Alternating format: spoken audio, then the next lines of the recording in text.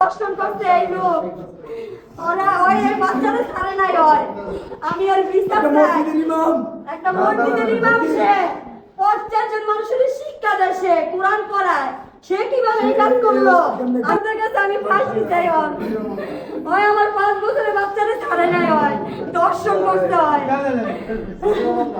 আল্লাহর ঘর আল্লাহর ঘরে সে কিভাবে সে কাজটা করলো। মেয়েকে জিজ্ঞাসা করছি, আম্মু আমি যে তোমাকে আজকে এই অবস্থায় দেখছি তোমার কি সবসময় হুজুর এরকম করতো? পরে আমার মেয়ে কয়, আম্মু আজকে তো তুমি আমারে দেখছো, হুজুর আমার সাথে সবসময় এরকম করছে আম্মু, সব সময় আমার সাথে হুজুর এরকম কাজটা করছে আম্মু। আমি তোমার ভয়ে বলি নাই, হুজুর আমার ভয় দেখাইছে তার জন্য আমি তোমার বলি নাই আম্মু। আমি কি বলবো, বলার ভাষা নাই। আমি আদালতের কাছে চাই আমার মেয়ের ধর্ষণকারীর সঠিক বিচার চাই। সরকারের কাছে আমি সঠিক বিচার চাই, সরকার যেন মৃত্যুদণ্ড দেয়, এটাই আমার কাছে কামনা। আজকে আদালত প্রাঙ্গণে আপনারা হাজবেন্ড ওয়াইফ কান্না করছেন, আসলে কেন? আমার মেয়ে হয়তো আজকাল বেঁচে আছে, আরো যদি এরকম করতো আমার মেয়ে মৃত্যু হয়ে যেত, ওরা আমি কি নিয়ে বাঁচতাম, আমি কি নিয়ে সংসার করতাম, আমার ভবিষ্যৎ কি আছিল? আজকে যদি এই আসামিকে ছেড়ে দেয় তাহলে আজকে এখানে করছে, আর অন্যদিনকে আরো অন্য জায়গায় এরকম কাজ করবে। এটা কি মেনে নিব? সরকার কি মেনে নিব? পুলিশ এটার বিচার করবে। আপনারা আইন নিজের হাতে তুলে নিয়েন না।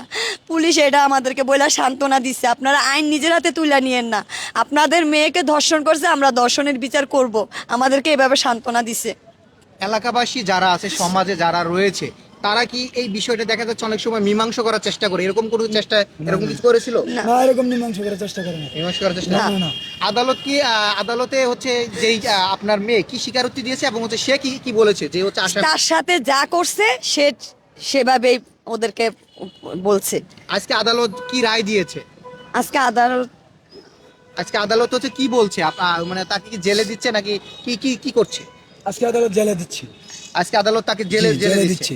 হচ্ছে আসামি আসলে আদালতকে কি বলেছে একটু যদি আমরা।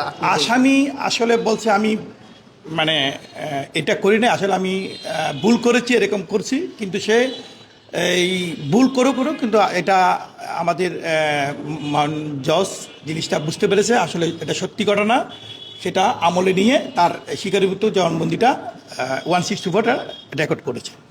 মানে এটা ওনার যে, এবং এটা এই ঘটনাটা একটা গোটা আলোচিত ঘটনা ত্রিশালে, এবং সমগ্র মিডিয়াতে এটা প্রচার হয়েছে।